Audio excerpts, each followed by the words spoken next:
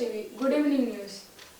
విజయవాడ ఎన్నికలను అపహాసం చేసేలా ప్రభుత్వం వ్యవహరిస్తుందని తెలుగుదేశం పార్టీ మాజీ ముఖ్యమంత్రి నారా చంద్రబాబు నాయుడు అన్నారు. మంగళవారం జనసేన అధినేత పవన్ కళ్యాణ్ తో కలిసి విజయవాడలో సిఈసి బృందాన్ని కలిసి ఓటర్ జాబితాలో అవకతవకలపై ఫిర్యాదు చేశారు. ఎవరన్నా ప్రజాస్వామ్య హాని జరుగుతుంటే గొంతెత్తిన పొలిటికల్ పార్టీస్ కానీ, వ్యక్తులు కానీ, ప్రైవేట్ వ్యక్తులు కానీ వాళ్ళందరి మీద కేసులు ఎలా పడుతున్నాయి, కేసులు ఎలా చేస్తున్నాయి, ముఖ్యంగా బైండ్ ఓవర్ కేసులు ప్రత్యేకించి పొలిటికల్ పార్టీ టీడీపీ వారి మీద కానీ, జనసేన కార్యకర్తల మీద కానీ ఇవన్నీ చాలా క్లియర్గా తెలియజెప్పడం జరిగింది వారికి. అలాగే పోలీసు అధికారులని ఇప్పుడు సడన్గా మారుస్తూ ఉన్నారు. లాస్ట్ 2 నెలలుగా మార్చేస్తూ ఉన్నారు. మళ్ళీ ఎన్నికలు సంఘం వచ్చేటప్పటికి మళ్ళీ వాళ్ళకి కావాల్సిన అధికారులను తిరిగి అక్కడ వేయించుకునేలాగా తీసుకొచ్చిన ప్రణాళికలు చేస్తాం. అది కూడా బలంగా తెలియజేస్తాం.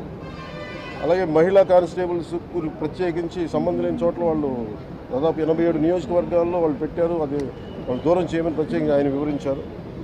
నేను ఇంకోటి ప్రత్యేకించి నేను చెప్పింది ఏంటంటే వాలంటీర్స్ అనేది విలేజ్ సచివాలయం అనేది ప్రత్యేకించి అది యాంటీ కాన్స్టిట్యూషనల్ బాడీ. వాళ్ళని దయచేసి ఎన్నికల సమయంలో వాళ్ళని ఉపయోగించొద్దని చెప్పి ప్రత్యేకించి విన్నవించాం. అలాగే మేము కోరుకుంది ఏంటంటే మీరు కనుక సంపూర్ణంగా దీని వైపు చూడకపోతే, దీని పారదర్శకత కన్నా దీని ఎలక్షన్లు చేయకపోతే ఇక్కడ ప్రజాస్వామ్యం కూని అయిపోద్ది, ఇక్కడ హింస ఎక్కువైపోద్ది.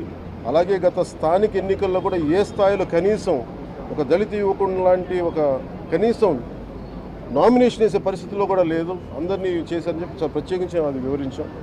ఖచ్చితంగా వాళ్ళు ఒకటే ఎన్నికల ప్రధానాధికారి ఒకటే చెప్పారు ఆయన CEO, మేము చాలా కట్టుబడి ఉన్నాం, ఫ్రీ అండ్ ఫెయిర్ ఎలక్షన్ జరిగేలా కట్టుబడి ఉన్నాం అని చెప్పి అంత భరోసాగా ఇప్పుడు మాట్లాడటం. ఖచ్చితంగా ఇది కేంద్రం చాలా సీరియస్గా తీసుకున్న ఆంధ్రప్రదేశ్ ఎలక్షన్స్లోనే తెలియజేస్తూ ఉంది.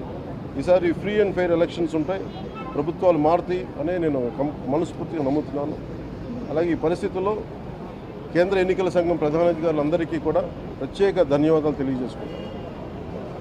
హైదరాబాద్ నుండి ప్రత్యేక విమానంలో మంగళవారం సాయంత్రం గుంటూరు కారం movie hero Mahesh Babu, heroine Sreeleela సభ్యులు గన్నవరం విమానాశ్రయం చేరుకున్నారు.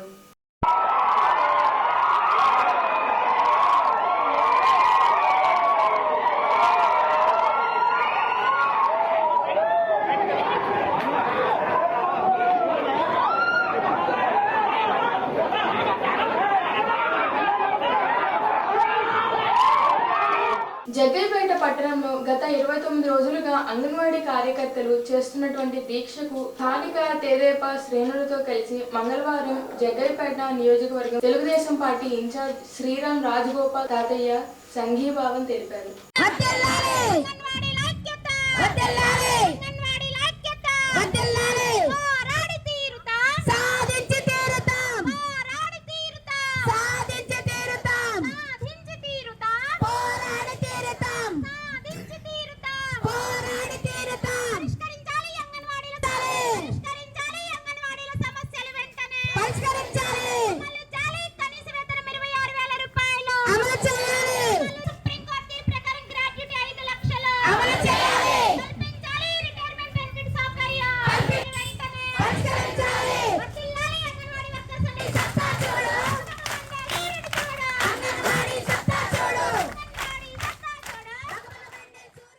సంక్రాంతి పండుగ సందర్భంగా ఎటువంటి కోడి పందాలు కానీ జూదాలు కానీ నిర్వహిస్తే కఠిన చర్యలు తీసుకోవడం జరుగుతుందని ఏసీపీ మారగాని రమేష్ హెచ్చరించారు. Vijayawada city commissioner Shri Kanthinarayana IPS గారి ఆదేశాల మేరకు, అలాగే రూరల్ DCP మేడం అజిత విజయన్ల IPS గారి ఆదేశాల మేరకు ఈ రోజున ఇక్కడ తిరువురు టౌన్ పోలీస్ స్టేషన్లో స్థానిక CI గారు నబీ గారు, అలాగే పద్మారావు స్థానిక ఎస్ఐ పద్మారావు గారు అందరూ కలిసి ఈ యొక్క ప్రెస్ మీట్ ఇస్తున్నాం. ముఖ్యంగా మరి ఈ మండల లెవెల్లో ఈసారి మండల లెవెల్లో ప్రతి మండలంలో కూడా SI స్థాయిలో ఒక కమిటీ, జాయింట్ యాక్షన్ కమిటీని ఫామ్ చేస్తున్నాం. దాంట్లో SI headed by SI and concern MRO గారు ఉంటారు. అలాగే హ్యాండ్మేడ్ హస్బెండరీ తరఫున మండల అధికారి గారు ఉంటారు.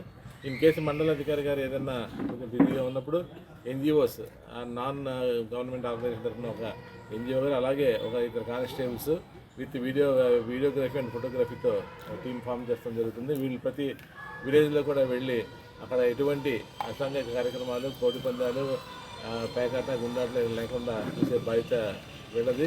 అలాగే ప్రతి విలేజ్లో కూడా ఒక మానిటర్ కమిటీ అని చెప్పేసి కన్సర్న్ సెక్రటరీ, గ్రామ సచివాలయ సెక్రటరీ, అలాగే విఏఓ సమక్షంలో వాళ్ళు కూడా ఉంటారు. అలాగే డివిజన్ స్థాయిలో మరి ఆర్డీఓ గారు, అలాగే డిఎస్పీ స్థాయి, అలాగే యానిమల్ హస్బెండరీకి సంబంధించినటువంటి డివిజన్ స్థాయి అధికారి కూడా డివిజన్ స్థాయిలో కమిటీ కూడా ఏర్పాటు చేయడం జరిగింది. మరి గత సంక్రాంతికి కూడా కట్టుదిట్టమైన చర్యలు తీసుకొని చాలా కేసులు కూడా నమోదు చేశాము. ముందు స్థితిగా ఈ తిరుగు సంబంధించి విస్తనపేటలో 3000 కోడి కత్తులు కూడా అప్పట్లో సీజ్ చేయడం జరిగింది. ఏపీలోని విజయవాడలో ఉద్రిక్తత పరిస్థితులు నెలకొన్నాయి. 36 గంటల దీక్షకు టీచర్లు పిలుపునిచ్చారు. దీంతో విజయవాడ లెనిన్ సెంటర్లో టీచర్లు ఆందోళన చేపట్టారు. దీంతో పోలీసులు ఆందోళన చేస్తున్న వారిని అరెస్ట్ చేసి వేర్వేరు ప్రాంతాలకి తరలిస్తున్నారు.